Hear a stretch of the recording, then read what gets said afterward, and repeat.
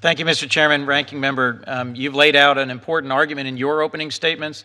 The Chairman recited a long list of American inventions and innovations made possible by federally funded science. The Ranking Member detailed the Advanced Light Source in Berkeley, which I've also visited, which has contributed dramatically to our advances. I just want to briefly say at the outset that I'm very disappointed with the Department's FY18 budget request. I understand the importance of making tough budget choices, but I'm struck by the breadth and severity of cuts proposed to basic research. 30 to 70% cuts in R&D, and in particular eliminating ARPA-E, state energy programs, manufacturing USA institutes, energy hubs. This isn't just cutting. This is, in my view, giving up on the clean energy race. This is about jobs. This is about clean energy, which creates millions of jobs across our country, including, as we know, in your home state. If we don't support these jobs in this country, we are simply allowing them to go to our competitors around the world, principally China. I look forward to your presentation and the chance to ask questions later. Thank you for the chance to make a brief opening statement. Thank you, Senator Coons. Thank you, Chairman Alexander, Ranking Member Feinstein. Thank you, Secretary Perry. I reviewed your testimony in written form and appreciate the chance to question you today. Yes, sir. You've had a long hearing. $4 billion. And I appreciate the chance to raise my concerns. Over the last decade, the United States has become dramatically more energy secure and grown the economy and expanded jobs and reduced greenhouse gases all at the same time, broadly speaking. And we've shown that we can be more environmentally responsible and support new jobs. And that's in no small part because of the Department of Energy's groundbreaking work that has supported a wide range of new energy technologies. That's why I think we need to stay committed to a previous goal of doubling investments in energy research. This would dramatically accelerate American innovation, confront challenges like climate change, increase jobs, and ensure our economic competitiveness, national security, and our environmental vitality. This budget, at least as presented, is the antithesis of that commitment.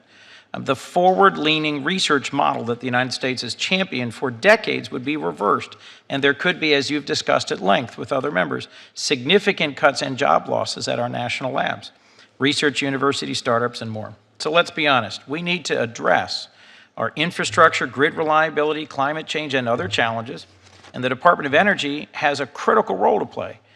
Every energy resource and technology today has been nurtured, supported, and advanced in some small part or some significant part by federal research, as Chairman Alexander laid out at the beginning of this hearing, from hydraulic fracturing to solar power.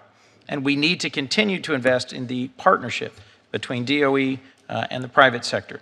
Mr. Secretary, this budget approach, if fully adopted, sends a clear message to China and the rest of the world that they will become the world's economic engine for clean energy and the U.S. will become the caboose. And it's my hope that we can work together in a bipartisan way to blunt some of the impact of this proposed budget. Let me talk about advanced manufacturing. I was in manufacturing, the private sector, for 8 years. I have some real concerns about the cuts to the Advanced Manufacturing Office in this budget, and I'm not the only one raising this concern. All 7 former assistant secretaries for EERE, from George H.W. Bush through President Obama, sent a letter raising concerns about the 70% cut to this office. It seems to me inconsistent with President Trump's agenda of supporting manufacturing. It's surprising there's a $146 million cut to the Advanced Manufacturing Office, including the $70 million to fund the Manufacturing USA Institutes. The strategy that produced the Manufacturing USA Institutes was led by the CEO of Dow, was led by a private sector-initiated outside effort. And I am concerned about this message to industry and to manufacturing. How do you justify this kind of a cut, this depth and breadth of a cut, in a manufacturing-focused investment sector where it was broadly supported by industry partners from its outset and is critical to our long-term competitiveness? Help me understand your reasoning. Senator, I think the challenge that we always have when we have restrictions in our budgets is how we're going to manage the resources that we have. And again, I'm not asking you to take a complete pig in a poke here. I've got a history and a record of being able to manage some pretty big entities during some period of time that were challenges. I mean, billions of dollars of shortfall in my home state back in the early 2000s. And I'm not going to sit here and tell you it's going to be fun, it's going to be easy, but I'm going to tell you that if you've got to have somebody managing the DOE at a time when there may be some challenges from a financial standpoint, I may be a pretty good person to have at the helm of that. I appreciate that response, Mr. Secretary. My question really wasn't about managing, it was more about priorities. Yes, sir. And the fact that the President ran on supporting manufacturing.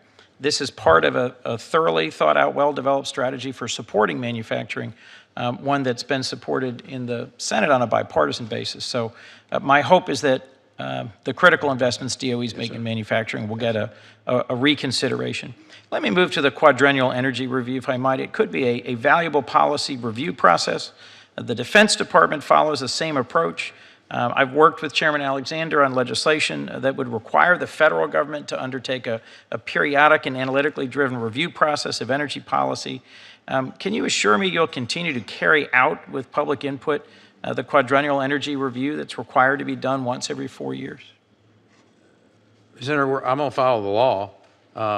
If that is statutorily in the law, you better believe it, we're going to be doing it. So if it's statutorily required, I'll be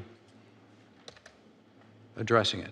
Well, I certainly hope you'll consider it as a potentially helpful tool. Yes, sir. In achieving the overall mission of the department. Let me just last say that in an interview recently, you denied the idea that carbon dioxide is a main driver for climate change, that human-generated carbon dioxide is the main driver for climate change.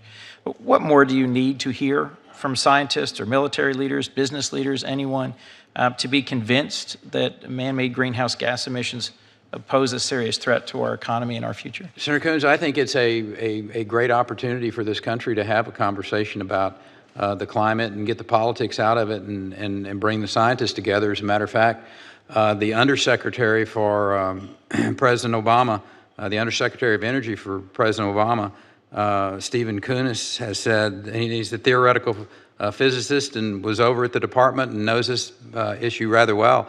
And he says it's probably time for us to have a conversation with all the politics out of the room and to let the scientists set. And so he was actually offering up the idea of having a red team come in and have this conversation.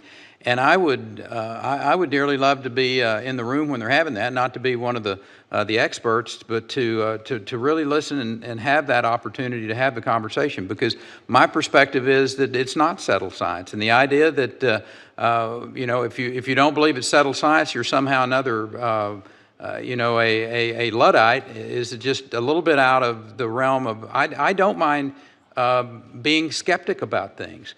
But I think we ought to be honest about it, that there are some pretty substantial, including, President Obama's own Undersecretary at DOE, that says this science is not settled.